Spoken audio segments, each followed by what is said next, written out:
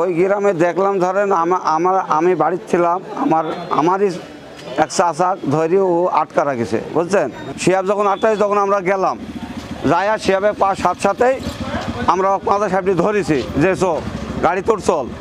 এবার ওখানকে 2-3টা ছেলে পাড়াপাড়ি করে মারামারি করে আমরা আসতে দিচ্ছে না, যাই দিচ্ছে না, বুঝছেন। মারামারি করে যখন নাই আসতে দিল, অনলি ভ্যানে তুই লোক শোয়াইছি যে নিয়ে যাবো, বুঝছেন। আনতে দিনি না, আনতে দেওয়ার পরেই উনি ওরা লোক 4-5 জন হয়েছে, তখন ছুটি দৌড় মারি পাক্কা অমিন ধরে আরেক বাড়ির মধ্যে যাইছি। আমরা তখন আপনার বাড়ির পিছনেই আছি, রাস্তায় দেখছি গুলি করা সারা রাস্তায়। যখন গুলি করেছে আনেশ্বরে গুলি করেছে শুনেছি, বুঝলেন। তখন আমরা বাড়ির পিছনে থাকি, এমন করুক গুলি এই বলে আমরা বাড়িতে শুনছি। তখন ধরেন নিম্ন 5-7টা হয়ে গেছে, বুঝলেন। 5-7টা হওয়ার পরেই দেখছি একটু হালকা এলো, তখন আমি বললাম যে তাহলে আমরা এবার এমনি পল্লী বাড়িতে যাই। আমরা 3 জন আছি, বুঝছেন।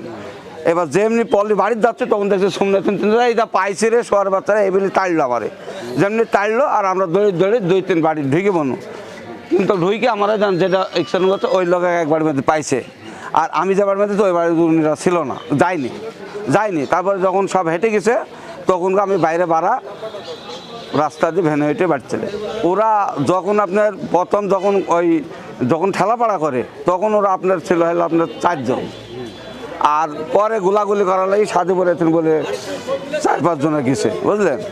আমি 4-10 জন এরকমই ধরেন গুলি নিম্ন ধরেন আমরা বাড়ি থাকা অবস্থায় তাতে ধরেন আমরা কম করে 15-20টার কাছাকাছি 4-5 জন ধরেন অস্ত্র ছিল।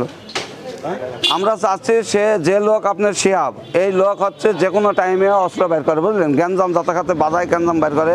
উনি আজ কয়েকদিন আগে আমার এক ভাইয়ের মানে ভাই চাকরি করে, ভাইয়ের বাড়ি একটু সাইডে, উনি রাত 1:30-2টার দিক বলে উনির বাড়ি ঢুকেছে, বুঝছেন। আমার বাড়ি ছাড়া একটু দূরে, ইনির আপন ভাইস্তি, বুঝছেন।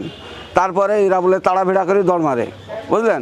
উনি দৌড় মারে আর যাকে পায় যে কোনো টাইমেও অস্ত্র বের করে গুলি করতে যায়, বুঝছেন। এখন ধরেন তার আমরা বিচার চাই।